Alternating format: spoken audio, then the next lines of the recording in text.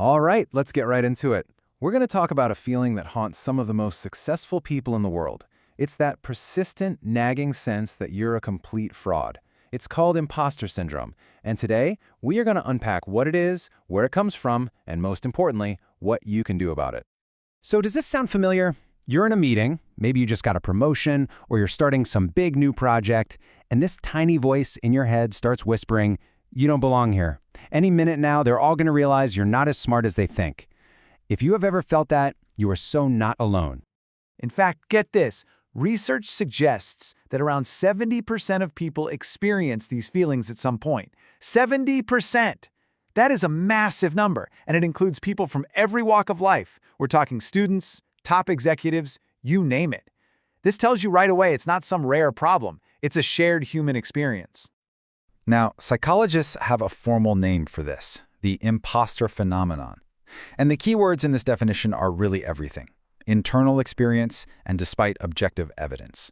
This is not about you actually being incompetent. It's about this huge disconnect between your real-world accomplishments and how you feel about them. So let's get into the heart of it, shall we? In this first part, we're going to explore what this feeling truly is and trace it all the way back to its psychological roots.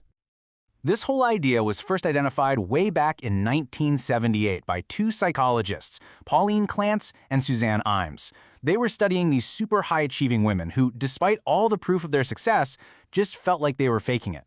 This original insight really nails the core paradox. External success doesn't shut down that internal doubt. Okay, so if it's not actually about your ability, then where in the world does this powerful sense of being a fraud come from? Let's dig into the psychological soil where these doubts first start to grow. Modern research points to this really powerful trio of preconditions. Okay, so fear of failure is pretty easy to understand, right? The anxiety that you're not going to live up to expectations. But fear of success is just as big a deal.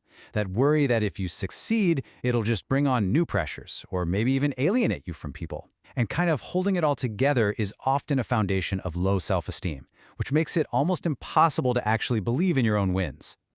And, the original research from Clance and Ames showed how these feelings can actually start in our families.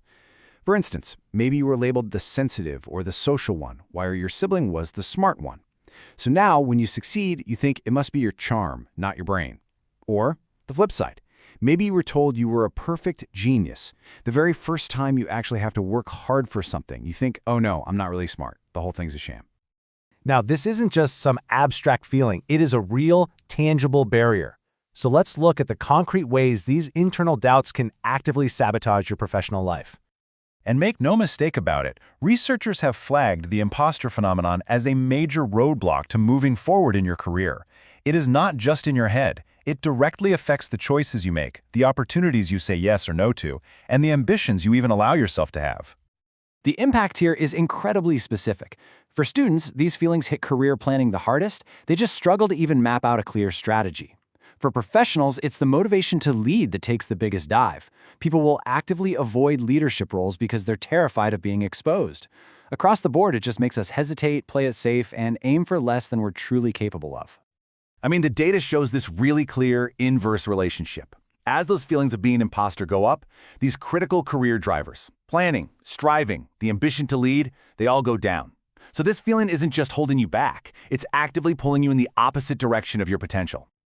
Okay, so we've defined the problem. We've seen the damage it can do. But we are not ending on that note.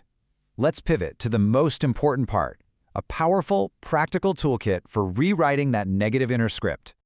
So here it is, a simple, actionable framework. 3 steps you can start practicing literally today to take back control. Number 1, internalize your goals. 2, acknowledge your accomplishments. And 3, share your feelings. Let's break each of those down. Okay, this first step comes straight from Stoic philosophy, and it is a fundamental shift in how you see things. Stop focusing on external outcomes that are outside of your complete control, like, winning an award or getting that specific promotion. Instead, focus entirely on what you can control: your effort, your preparation, your attitude. This tennis analogy just makes it crystal clear. The goal, win the match, sets you up for failure because, well, you can't control your opponent's skill. But the goal, play to the best of my ability, that is 100% within your power. If you achieve that, you've succeeded, no matter what the scoreboard says at the end. Next up, you need to become a lawyer for your own competence. Seriously, start collecting the evidence. Keep a file, a document, an email folder, whatever works, of every single piece of positive feedback you get. When you feel like a fraud, you open it and you read it. And when someone gives you a compliment, your only job is to say thank you. No dismissing it, no downplaying it. Just accept it. And finally, you have to break the silence. Imposter syndrome absolutely thrives in isolation. It wants you to think you're the only one. But sharing this feeling with a trusted friend or a mentor or a therapist is so powerful. The moment you hear them say, "Me too," the shame just loses its grip. You realize you're part of a very large, very successful club. And this kind of brings us full circle, doesn't it? The beautiful paradox is that by letting go of the need to win and focusing only on your own effort, your internal goal, you free yourself up to perform better. You actually increase your chances of getting that external success you were so worried about in the first place. So I'll just leave you with this one question to think about.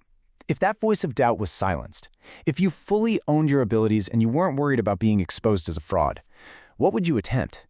What would you build? What would you dare to achieve?